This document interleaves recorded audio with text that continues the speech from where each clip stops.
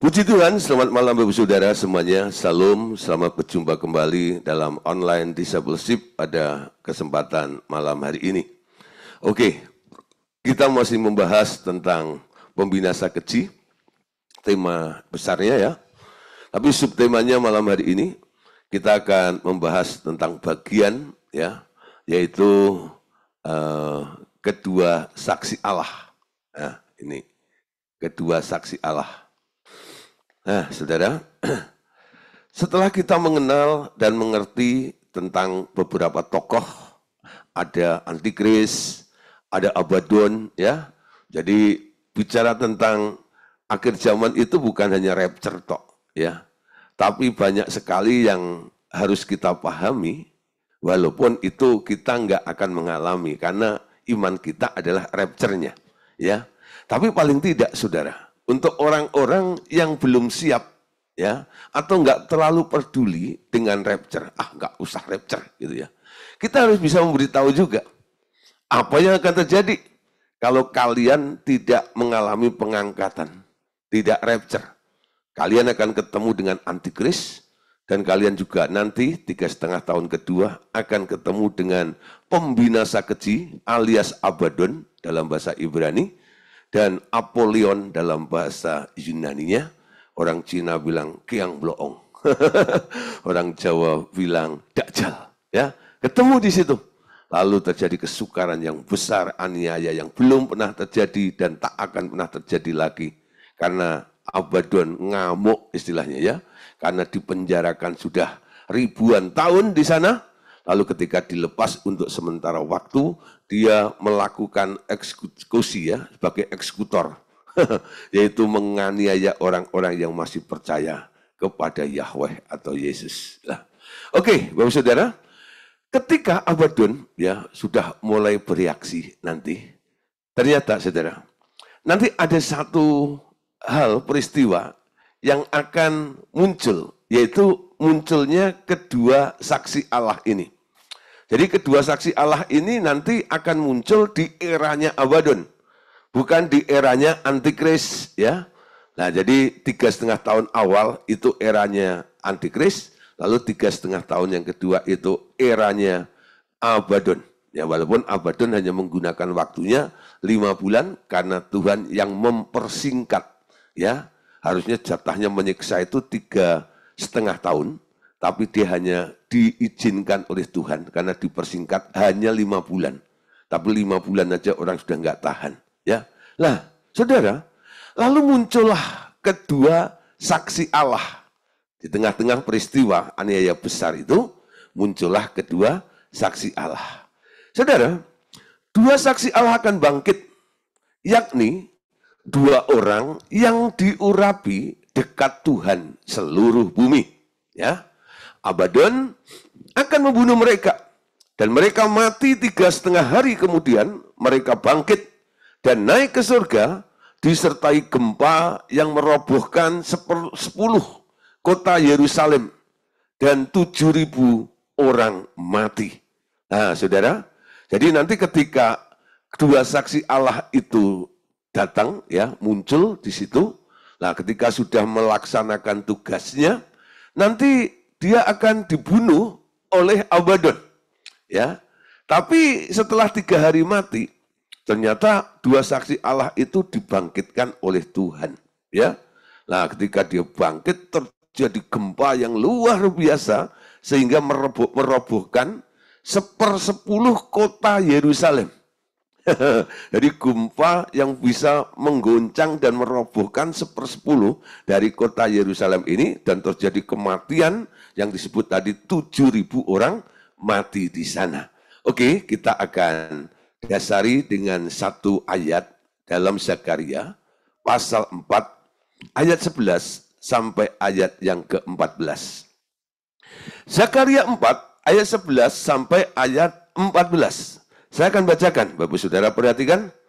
Lalu berbicaralah aku kepadanya, apa arti kedua pohon zaitun yang di sebelah kanan dan di sebelah kiri kandil itu?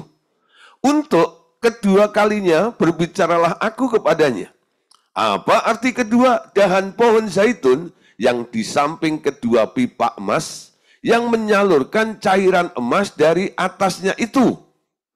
Ia menjawab aku, tidakkah engkau tahu apa arti semuanya ini? Jawabku, tidak, Tuanku. Lalu ia berkata, inilah kedua orang yang diurapi yang berdiri di dekat Tuhan seluruh bumi. Bapak Saudara, ya saya menemukan gambar di internet begini nih ya.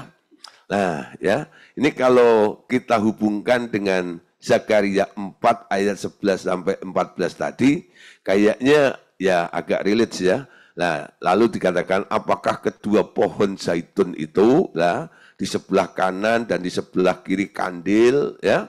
Untuk kedua kalinya berbicara, lalu itu apakah arti kedua dahan pohon ya zaitun di samping kedua pipa emas yang menyalurkan cairan ya. Jadi ini luar biasa ya. Nah, lalu Tuhan menjelaskan kepada Zakaria bahwa inilah kedua orang yang diurapi yang berdiri di dekat Tuhan seluruh bumi. Kita tahu saudara ya, buah zaitun itu adalah bahan materi untuk membuat minyak urapan khususnya ya. Nah, di situ jadi bicara tentang pohon zaitun ya, itu adalah bicara tentang anointing atau pengurapan itu. Makanya dalam vision yang dilihat oleh Nabi Zakaria pada waktu itu adalah kedua pohon ya. Nah, karena itu mengandung unsur pengurapan tadi, lalu penjelasannya adalah inilah kedua orang yang diurapi yang berdiri di dekat Tuhan seluruh bumi. Nah, Bapak Saudara, tentang kedua saksi Allah. Ya, tentang kedua saksi Allah ini, dua saksi Allah itu akan bangkit. Ya, akan muncul. Yakni dua orang yang diurapi dekat Tuhan. Ya, seluruh bumi. Lalu Abaddon akan membunuh mereka dan mereka mati 3,5 hari kemudian. Mereka bangkit dan naik ke surga disertai gempa yang merobohkan 1/10 kota Yerusalem dan 7 orang itu mati. Nah, saudara, apa yang ditulis dalam kitab Zakaria itu ditulis juga apa yang dilihat oleh Rasul Yohanes ketika di Pulau Patmos. Kita melihat dalam kitab Wahyu pasal 11 ayat 3 sampai ayat yang kelima. Aku akan memberi tugas kepada dua saksiku supaya mereka bernubuat sambil berkabung 1260 hari lamanya. Merekalah kedua pohon zaitun dan kedua kaki pelita yang berdiri di hadapan Tuhan semesta alam, ya, semesta alam. Nah, jikalau ada orang yang hendak menyakiti mereka, keluarlah api dari mulut mereka, menghanguskan semua musuh mereka. Jikalau ada orang yang hendak menyakiti mereka, maka orang itu harus mati secara demikian. Nah, saudara, kita lihat ya, tadi memang dijelaskan bahwa dua saksi Allah itu akhirnya dibunuh oleh Abaddon. Ya. Tapi saudara, kalau ada orang ya selain Abaddon maksudnya ya berupaya atau bermaksud berusaha untuk membunuh dua saksi Allah ini, karena pasti ya saksinya Allah ini akan berbicara tentang kebenaran ya, tentang keselamatan. Nah, pasti ada yang suka, ada yang nggak suka juga. Nah, bagi yang nggak suka pasti menolak dan berupaya untuk melenyapkan ya atau membunuh saksi itu. Tapi ketika ada orang yang akan mendekatinya, ya, ternyata dua saksi Allah itu sakti, saudara. Anda perhatikan ya, tadi dikatakan ya dua saksi Allah ini luar biasa, saudara. Ya, ini saya gambarkan nih. Kalau ada orang yang mendekati ingin membunuh itu dari mulutnya itu nyembur api, bus, kebakar luar biasa, situ ya. Nah, saudara, jadi ya kalau orang hendak menyakiti mereka, keluarlah api dari mulut mereka, menghanguskan semua musuh mereka. Ya, kalau ada yang mau menyakiti mereka, maka orang itu harus mati secara demikian itu. Ya, nah terus lanjut, saudara, dalam Wahyu 11 ayat yang ke-7. Bila mana mereka telah menyelesaikan kesaksian mereka, maka binatang yang muncul dari jurang maut akan memerangi mereka dan mengalahkan serta membunuh mereka. Ya, jadi pada waktu ya dua saksi Allah itu memberitakan sebuah kebenaran kesaksian ya di tengah-tengah eranya Abaddon itu, ya itu Abaddon belum bereaksi sampai selesai ya waktunya. Setelah selesai ya tugasnya itu baru dikatakan tadi penjelasan Alkitab memberikan pengertian atau memberitahu kepada kita semuanya. Lalu binatang yang keluar itu yaitu Abaddon itu mulai ya memerangi kedua saksi ini. Anda tahu saudara ya, Abaddon itu roh maut yang luar biasa. Anda ingat pengalaman daripada Elia, bukan?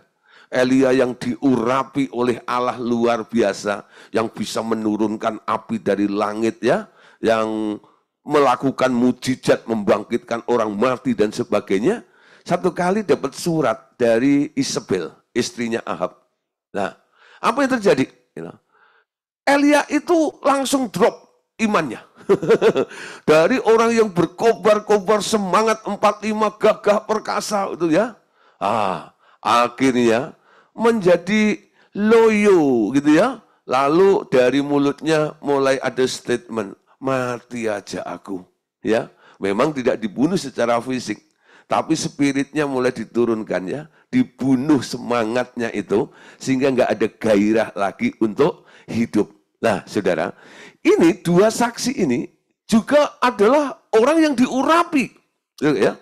Ketika berjumpa dengan Abaddon itu, ternyata nggak kuasa, ya, dikalahkan oleh si Abaddon itu, akhirnya mati, ya. Lalu setelah mati, Wahyu 11 sampai 13 dikatakan 3,5 hari kemudian masuklah roh kehidupan dari Allah ke dalam mereka, sehingga mereka bangkit, dan semua orang yang melihat mereka menjadi sangat takut. Lalu kedua nabi itu mendengar suatu suara yang nyaring dari surga berkata kepada mereka, naiklah kemari. Lalu naiklah mereka ke surga, diselubungi awan, disaksikan oleh musuh-musuh mereka. Pada saat itu terjadilah gempa bumi yang dahsyat, dan 1/10 bagian dari kota itu rubuh, dan 7.000 orang mati oleh gempa bumi itu, dan orang-orang lain sangat ketakutan, lalu memuliakan Allah yang di surga. Nah saudara, ternyata ya nanti setelah masa rapture itu, ketika saksi Allah ini ya memberitakan satu kabar keselamatan kebenaran itu, ternyata ada yang respon ya. Nah yang merespon itu mereka akan juga mengalami satu keselamatan ya, keselamatan.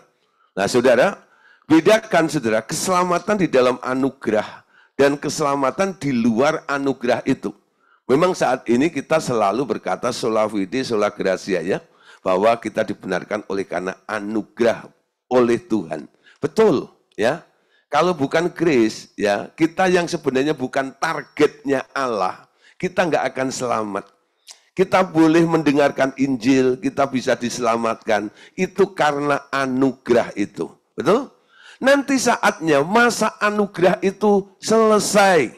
Ya, bukan berarti karya Allah untuk menyelamatkan manusia di muka bumi ini sudah selesai. Bukan. Ya. Ternyata dia masih mengutus dua saksinya. Betul? Untuk mengabarkan kebenaran itu. Tujuannya apa? Nah saudara, seperti halnya Anda, ketika Tuhan Yesus mau naik ke surga, ya, kita akan mendapatkan perintah namanya amanat agung. Amin. Ya, amanat agung, pergilah, jadikanlah semua bangsa muridku. Beritakan Injil, sembuhkanlah orang sakit, tahirkanlah orang kusta, usirlah setan-setan, bangkitkanlah orang mati. Kamu mendapatkan dengan cuma-cuma, berikanlah juga dengan cuma-cuma. Kamu akan menerima kuasa kalau Roh Kudus turun atas kamu, betul? Nah, kamu akan menjadi saksiku. Nah, saudara, ada kesamaan, betul? Ketika orang diselamatkan, ditebus oleh Tuhan Yesus, kita yang mengenal keselamatan itu, sekarang kita boleh membagi keselamatan itu kepada orang-orang di sekitar kita yang belum menerima keselamatan itu. Dan itu tugas yang Tuhan berikan kepada kita. Sebagai apa? Sebagai saksi Kristus. Amin. Kalau malam hari ini, kita bicara tentang kedua saksi Allah.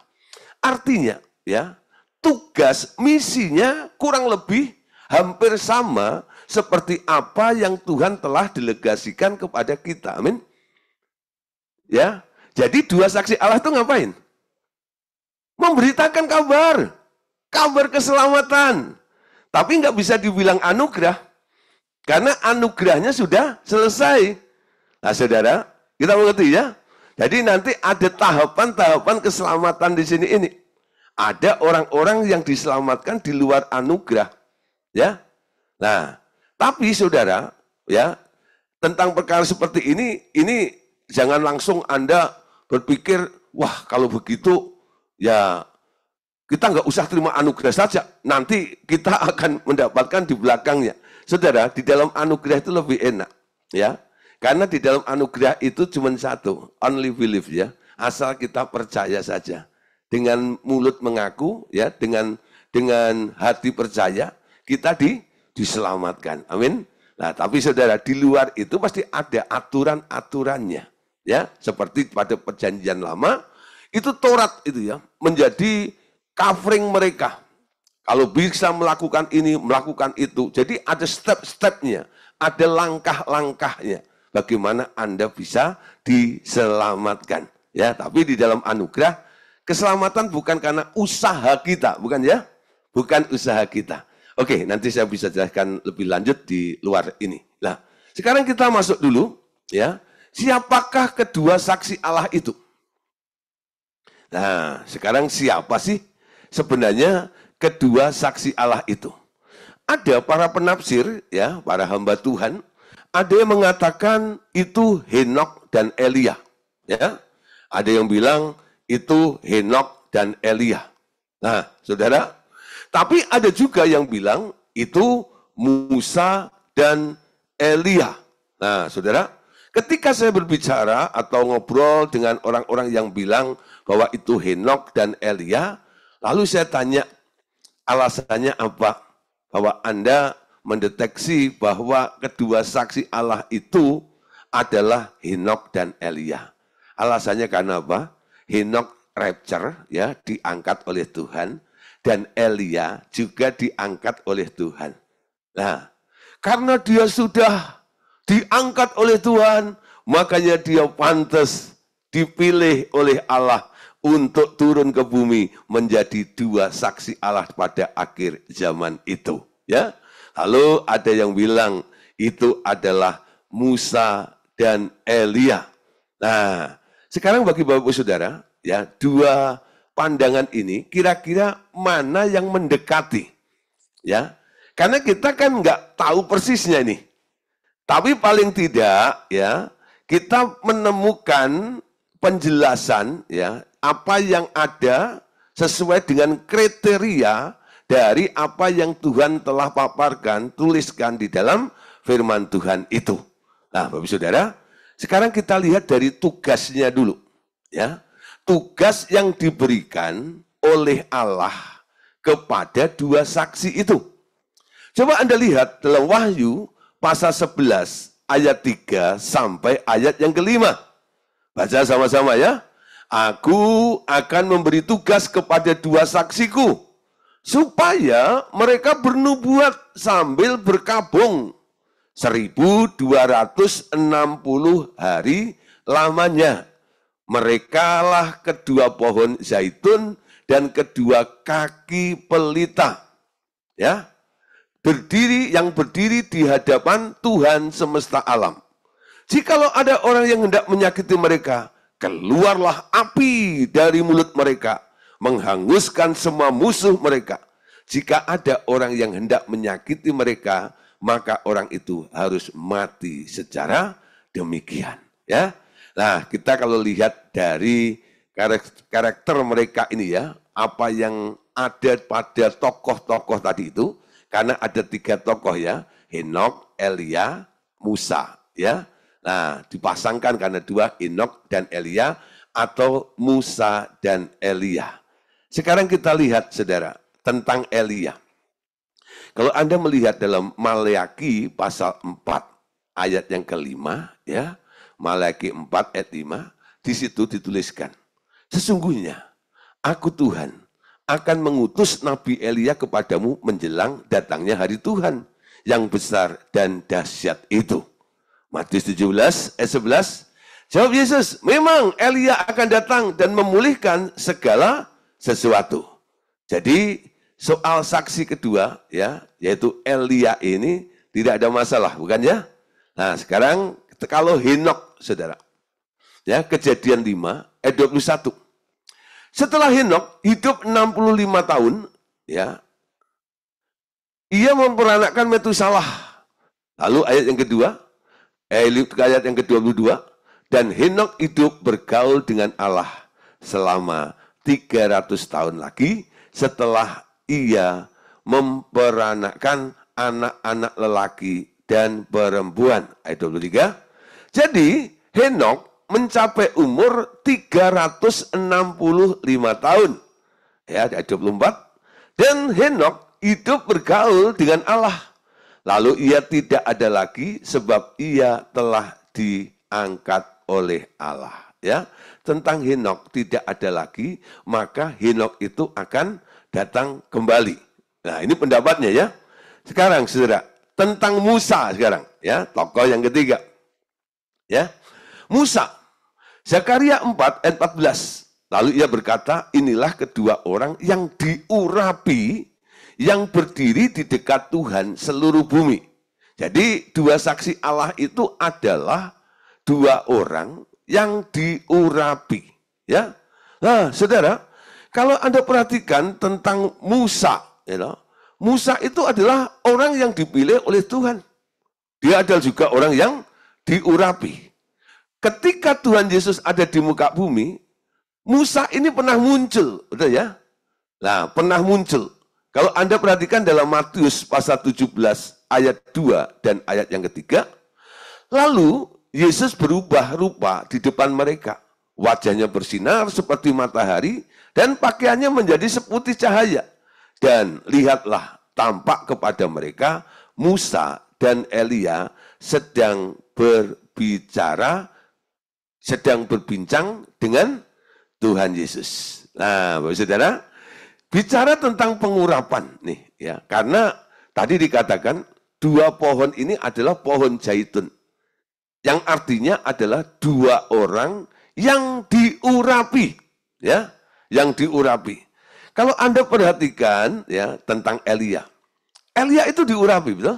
Musa juga diurapi.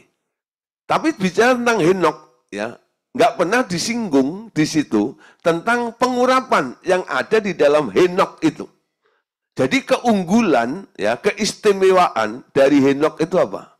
Dia bergaul karib, berjalan bersama dengan Tuhan, ya, sampai akhirnya dia diangkat atau tidak ada lagi karena Tuhan mengangkatnya itu.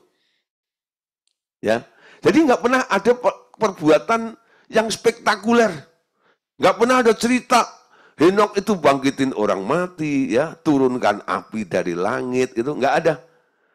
Ya, nah saudara, kalau bernubuat memang ada si Henok, ya, tapi dia nggak melakukan mujizat-mujizat, itu nggak ditonjolkan dalam tokoh si Henok itu. Nah, kalau kita melihat dari Elia, saudara, Elia itu melakukan 7 perkara besar.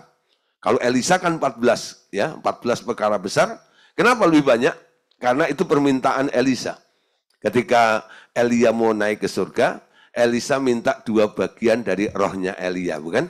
Sehingga Elia mendapatkan double portion, ya, dari apa yang ada di dalam diri Elia itu. Elisa dapat 2 bagian atau 2 double portion anointing-nya itu. Nah, saudara, dari sini kita perhatikan ya, bahwa Elia dia melakukan banyak mujizat, ya.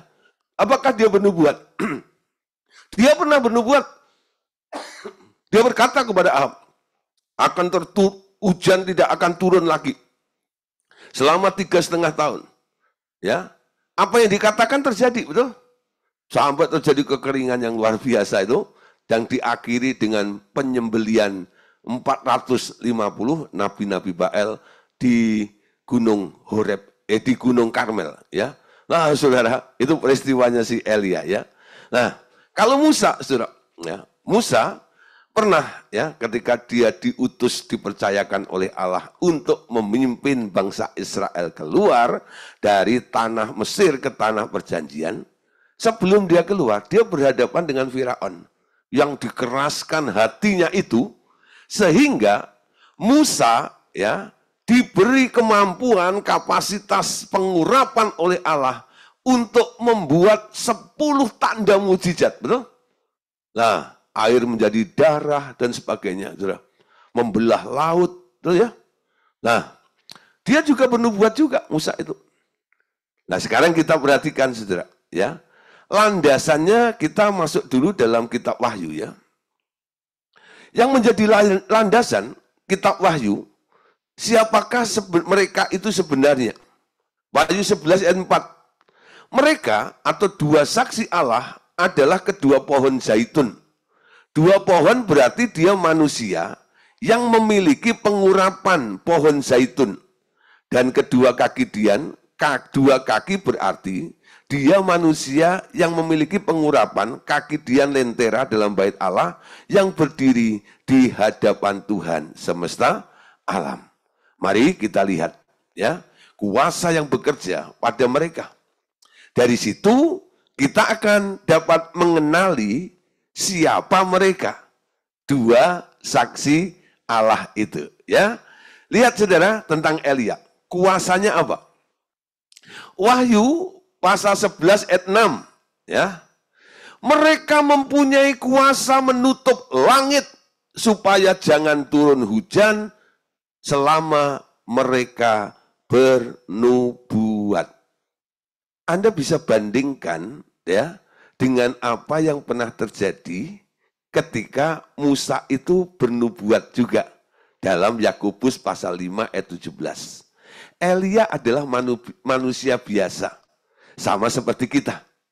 Dan ia telah bersungguh-sungguh berdoa supaya hujan jangan turun.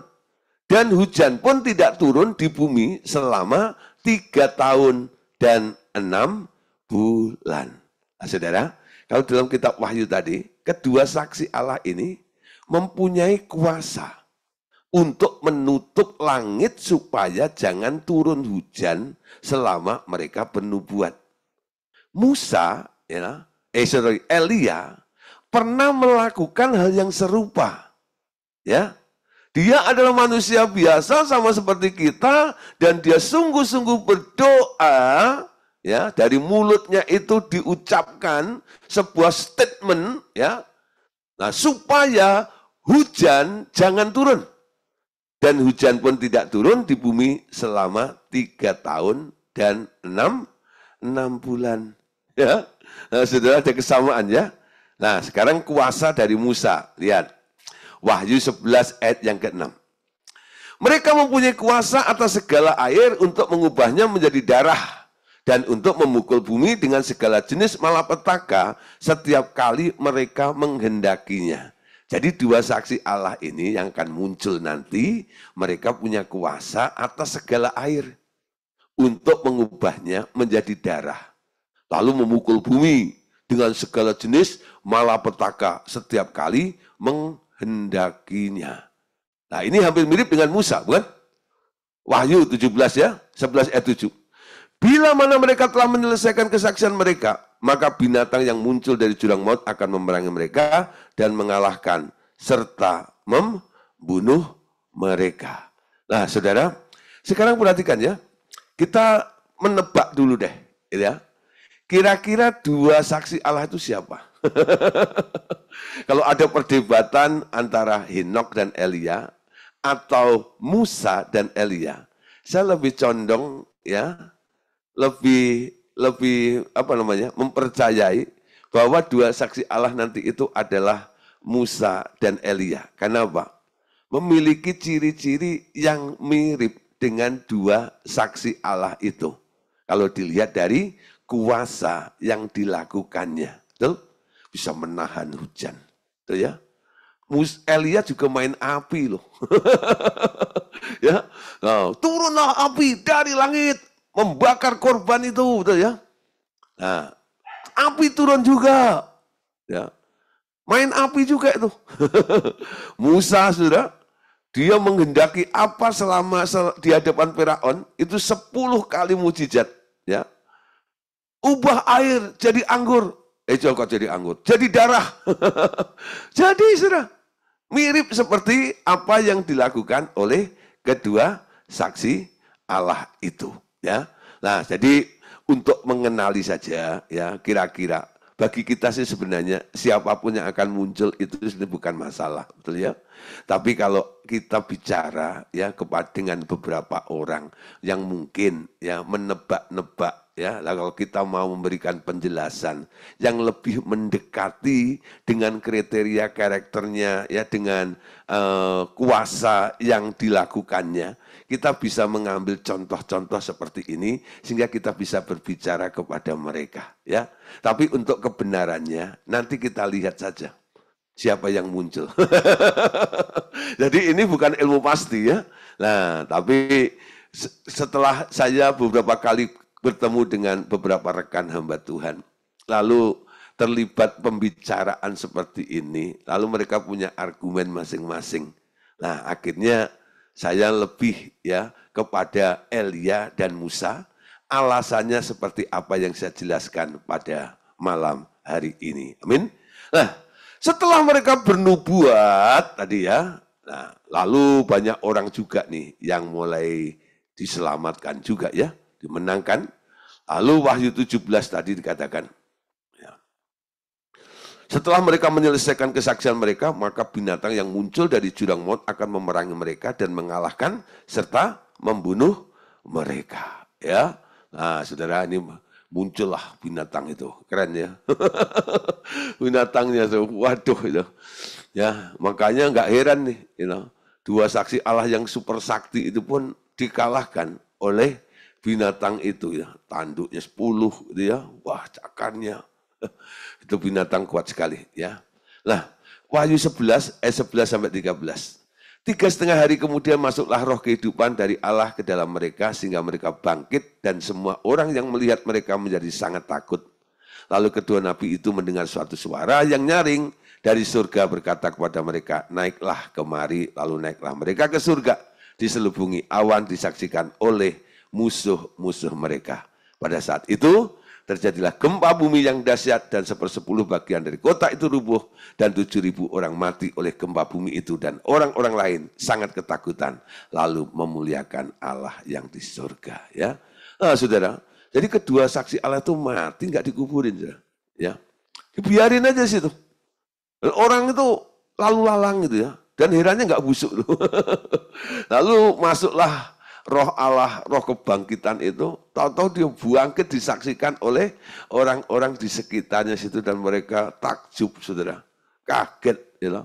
Nah, saudara, itu sekilas tentang ya dua saksi Allah yang boleh kita pelajari pada malam hari ini. Nah, kelanjutannya, saudara, ya pelajaran kita bahwa akhir kesusahan besar itu akan terjadi begini, ya setelah perkawinan anak domba Allah selesai, jadi ini peristiwa yang ada di atas untuk orang-orang yang mengalami rapture. Ya, Tuhan Yesus akan datang bersama pasukannya untuk memerangi maut dan sistemnya. Akhirnya, iblis akan ditangkap dan dirantai juga di jurang maut selama 1000 tahun lamanya. Ya, 1000 tahun lamanya. Jadi, kenapa saya katakan begini? Kemarin ya dalam penjelasan saya, ketika terjadi ya aniaya antar antikris dan Abaddon itu bereaksi selama 7 tahun di muka bumi setelah rapture itu terjadi, ya orang-orang yang rapture itu mereka disambut oleh Bapa di surga Saya sering istilahkan bapak di surga mantu, ya. Terjadilah perkawinan anak domba di sana itu, ya. Teng teng teng teng, teng teng teng teng, ya. Lah itu kalau secara internasional itu musiknya, ya. Nah, tapi kalau orang Jawa bilang tung tung cekling, ya. Mantan nih ditemok nih, wah, wah saudara, glung glung glung, dan nanti akan terjadi perkawinan anak domba. Masanya waktu perkawinan anak domba itu terjadi, ya pesta perkawinan anak domba itu terjadi, itu bersamaan dengan ketika di bumi ini antikris sedang bereaksi dan Abaddon juga sedang bereaksi.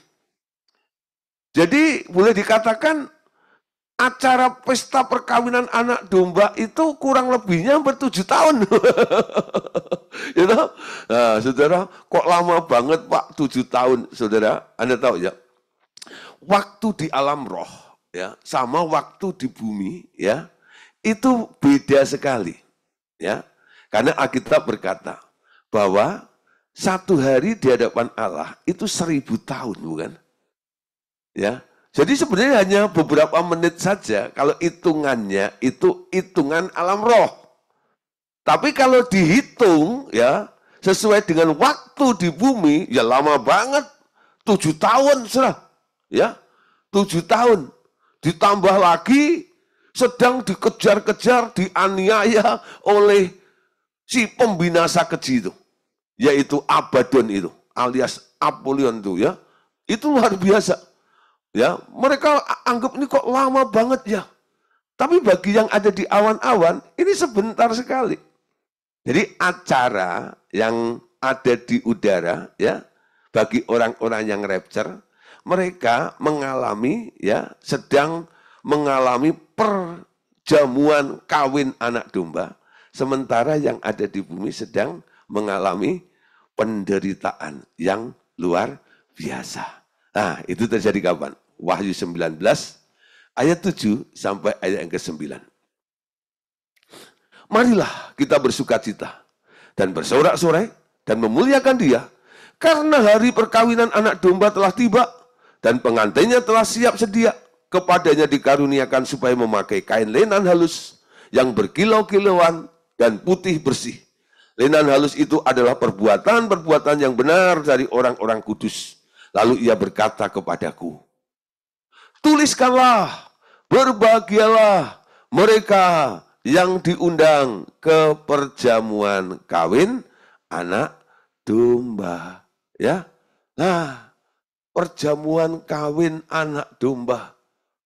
Pasti kondisinya adalah pesta dengan sukacita yang luar biasa. Ya, nah saudara, tapi tadi dikatakan, ya pesannya begini kan, berbahagialah orang yang diundang ke perjamuan kawin anak domba. Semua boleh datang, ya. Siapa maksudnya? Mereka yang rapture, ya. Mereka yang rapture itu boleh datang, ya, karena ini perkawinan ada di udara, saudara, bukan ada di bumi ini. Nah, ketika pesta itu diadakan, ternyata nggak semua orang yang rapture, itu nanti akan menjadi mempelai Kristus atau pengantin Kristus. Nggak semuanya. Karena perumpamaan yang dipaparkan oleh Tuhan Yesus tentang pesta perjamuan kawin, ya, di surga nanti, ternyata saudara, ketika pesta sang raja itu mengadakan pesta, ketika tamu-tamu itu datang semuanya, apa yang terjadi? Didapati ada orang yang tidak mengenakan baju pesta, ya, tidak menggunakan baju pesta. Nah, lalu disamperin, kenapa kamu nggak pakai baju pesta? Mungkin alasannya banyak. Tadi saya jemur, dicuri orang, dan sebagainya. Ya, saya lupa, saya kilap, you know. Saya pikir acaranya boleh pakai baju bebas dan sebagainya. Nah, saudara, akhirnya Tuhan perintahkan, ya, al-kuju-nya itu untuk mengeluarkan orang tersebut, lalu dilemparkannya ke tempat yang namanya ratap dan kertak gigi. Ratap dan kertak gigi itu bukan neraka. Ratap kertak gigi itu adalah tempat yang jauh dari kemuliaan Allah, makanya gelap, ya. Jadi semakin dekat dengan kemuliaan Allah semakin terang, ya. Tapi semakin jauh di luar sana tidak mendapatkan radiasi daripada kemuliaan Allah ini, sehingga suasananya, nuansanya jadi gelap di situ. Di dalam kegelapan itu, ya, terjadi ratap, ya. Orang meratap itu menyesali, gitu ya. Aduh, kenapa ya, gitu loh ya. Nah, karena menyesal begitu, ya, disebut ratap dan kertak gigi, ya. Lalu giginya ketemu atas dan bawah, kerat-kerat itu. Itu yang disebut kertak gigi situ. Ih, kayak orang gemes itu. Kenapa ya? Saya nggak pakai baju. Nah, bicara tentang baju. Baju itu apa? Baju itu adalah perbuatan yang benar dari orang-orang kudus. Kita tahu, kita diselamatkan dalam anugerah bukan karena perbuatan kita, bukan? Karena iman percaya kita kepada Tuhan. Untuk apa Anda berbuat sesuatu? Sebenarnya, saudara, ketika Anda berbuat sesuatu untuk Tuhan, Tuhan bilang, upahnya bukan di bumi. Upahnya nanti di surga. Itu diperhitungkan oleh Allah. Dan itu menjadi materi. Untuk apa? Menjadi bahan baju Anda. Ya. Bukti kasihmu kepada Tuhan. Kenapa kau lakukan seperti ini? Karena aku mengasihi Tuhan. Kalau orang tanya kepada saya, kenapa Pak Gideon melayani Tuhan? Karena saya mengasihi Tuhan. Kenapa saya mengasihi Tuhan? Karena Tuhan lebih dulu mengasihi saya. Ya, motivasinya cuma satu. Apapun yang engkau perbuat untuk Tuhan, ya, jangan tercampur dengan motivasi yang lainnya. Motivasinya cuma satu. Karena saya mengasihi Tuhan. Jikalau kamu mengasihi aku, kamu akan menuruti segala perintahku. Amin. Melakukan perintah Tuhan itu bukan takut dihukum. Dasarnya adalah karena engkau cinta Tuhan. Engkau mengasihi Tuhan. Amin. Sehingga kita boleh melakukan segala sesuatu karena apa? Aku cinta Tuhan. Lebih dalam. Lebih dalam. Sambil nyanyi, aku tresno Yesus. Ya. Jeru banget. Ya. Lebih dalam lagi. Oh, ya. Cinta Tuhan. Untungnya apa ketika engkau cinta Tuhan dan melakukan perintahnya? Bajumu mengkilap. Amin. Itu yang disebut lenan halus di hadapan Tuhan. Nah, semakin kinclong, saudara. Anda lihat. Nanti ada seleksi yang nggak pakai baju, yang nggak pernah berbuat kasih kepada Tuhan, yang hidupnya selalu memanfaatkan Tuhan di muka bumi ini. Oh Tuhan, tolonglah saya, berkatilah saya. Oh Tuhan, pokoknya beri saya rumah, beri saya mobil. Oh Tuhan, gini-gini. Pokoknya yang selalu memanfaatkan Tuhan kayak begitu. Itu nanti kalau ketemu Tuhan, kalau toh Anda bisa rapture, di sana Anda nggak punya baju sama sekali. Karena bicara baju adalah kain lenan halus, yaitu perbuatan orang-orang kudus. Amin. Nah, itu perbuatan Anda. Jadi materi, bahan bajumu. Amin. Semakin banyak, kualitasnya semakin istimewa. Nah, nanti yang sudah punya baju, saudara, di sini akan diseleksi lagi. Yang bajunya super mengkilat, alias kudus tak bercela. Nah, di sini baru dipilih oleh Allah. Amin. Paulus berkata, mempersiapkan jemaat menjelang kedatangan Tuhan supaya mereka tidak cacat, tidak berkerut, tidak bercela. Betul? Tidak berkerut itu apa sih? Coba Anda ambil baju yang belum digosok, setrika, itu pernah ada, saya pernah dulu sekolah waktu itu ya, baju itu lupa nggak digosok pagi-pagi langsung pakai gitu. Itu beda dengan teman-teman yang lainnya. Ya, nah itu beda, ya. Nah, tidak berkerut artinya apa? Ya digosok halus, gitu ya. Nah, jadi dalam persiapan untuk supaya bajumu itu benar-benar layak di hadapan Tuhan itu bukan asal pakai baju. Orang yang asal-asalan mengasihi Tuhan, melakukan perintah Tuhan, itu ibaratnya baju yang nggak digosok juga bisa. Berkerut sana sini ya, masih robek situ dan sana ya, nggak terlalu mengkilap juga bisa ya, nggak terlalu cemerlang juga bisa ya. Nah, Paulus menganjurkan supaya jemaat yang dipersiapkan itu cemerlang kudus ya, tidak bercacat di hadapan Tuhan. Tujuannya apa? Supaya bisa jadi pengantinnya Kristus.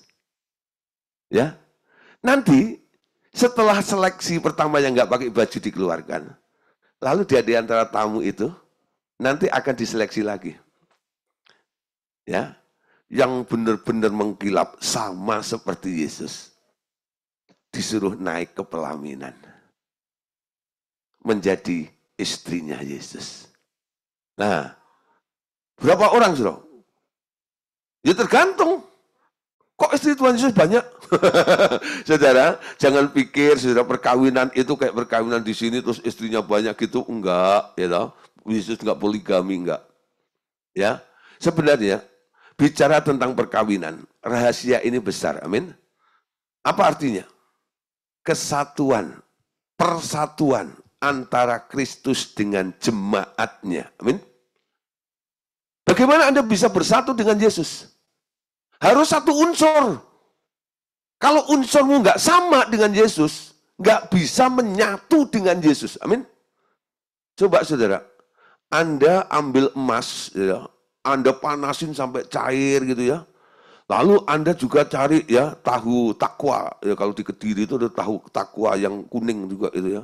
Nah, lalu Anda aduk begitu juga gitu ya. Lalu Anda campurin gitu. Lalu Anda keringkan. Kira-kira menyatu nggak? Enggak. Enggak bisa menyatu. Kenapa? Kualitasnya beda, betul? Kualitasnya beda. Anda nggak akan bisa menyatu dengan Yesus kalau kualitasmu, unsur di dalam dirimu nggak sama seperti yang ada pada Yesus. Amin. Kenapa Anda harus diubah menjadi serupa dengan Yesus? Supaya bisa jadi pengantin Kristus. Supaya bisa jadi istrinya Yesus. Ya, nah supaya bisa menjadi istrinya Yesus. Coba bapak-bapak ini khususnya ya. Kalau bapak-bapak cari istri ya, apakah Anda hanya berpikir, ya pokoknya perempuan gitu? Ya enggak. Pasti Anda akan lihat dulu dong, cek dulu. Karakternya bagaimana, sifatnya bagaimana. Kira-kira cocok enggak dengan saya? Kenapa? Karena Anda akan kumpul bersama terus dengan dia. Nah, kalau nggak cocok, saudara, tiap hari pecah perang dunia ke-4, ke-5, 6, 7, 9, sampai 10. Tuh, ya. Tiap hari akan terjadi piring terbang kemana-mana. Tuh, ya. Gelas melayang-layang, gelas disco. Wah. Sudah. Nah, tapi harus ada kesehatian yang dicari. Ya, supaya apa? Supaya bisa berjalan seirama. Ya. Nah, saudara, supaya tujuan yang sama. Itu tujuannya. Nah, kira-kira nih, kalau nanti Bapak Ibu Saudara ini di rapture, apakah Anda kira-kira jadi yang mana? Jadi yang nggak punya baju, yang terpaksa harus dilempar ke ratap ketak gigi, atau yang sekedar cukup puas jadi tamu di situ, atau Anda sekarang rajin, giat mengasihi Tuhan, melakukan perintah Tuhan, supaya Anda nanti bisa menjadi pengantin Kristus. Yang paling bahagia siapa sih? Yang paling bahagia itu yang jadi pengantin. Amin. Tamunya itu hanya ikut berbahagia. Aku ikut berbahagia ya, lihat kamu seneng. Gitu enggak lah. Tapi yang seneng siapa? Yang seneng bukan tamunya. Yang seneng itu yang nikah itu. Betul ya? Nah, Yang seneng itu yang nikah, yang bahagia itu yang nikah itu. Nah, bisa menikmati, bisa melihat orang lain seneng, sahabat saya Anda seneng, itu Anda bisa seneng juga sih, gitu ya. Tapi sebenarnya yang seneng itu adalah, pribadi yang seneng itu adalah si pengantin itu. Betul? Jadilah pengantin Kristus itu. Nah, saudara, setelah selesai, ya, terseleksi semuanya itu, lalu yang di bumi itu juga sudah selesai acaranya. Abaddon sudah selesai waktunya. Jadi 7 tahun sudah selesai di bumi, di atas juga sudah selesai pesta itu. Lalu apa terjadi? Sang mempelai atau Tuhan Yesus itu mulai mengajak pasukannya. Siapa pasukannya? Orang-orang yang sudah dipilihnya. Nah, mungkin saudara, yang disebut pasukan orang yang dipilih 144.000 itu jumlahnya itu mungkin si pengantin-pengantin itu juga nih. Yang akan diajak untuk turun memerangi Abaddon, Antikris, Lucifer, dan pengikut-pengikutnya. Lalu mereka akan diringkus, lalu dibuang. Ya. Nah, Wahyu 19, perhatikan. Ayat 20 sampai 21. Lalu aku, Wahyu 19, ya, ayat 11 sampai 14. Lalu aku melihat surga terbuka, sesungguhnya ada seekor kuda putih, dan ia yang menungganginya bernama yang setia. Dan yang benar, ia menghakimi dan berperang dengan adil. Matanya bagaikan nyala api, di atas kepalanya terdapat banyak mahkota, dan padanya ada tertulis satu nama yang tidak diketahui seorang pun, kecuali ia sendiri. Ia memakai jubah yang telah dicelup dalam darah, dan namanya ialah Firman Allah.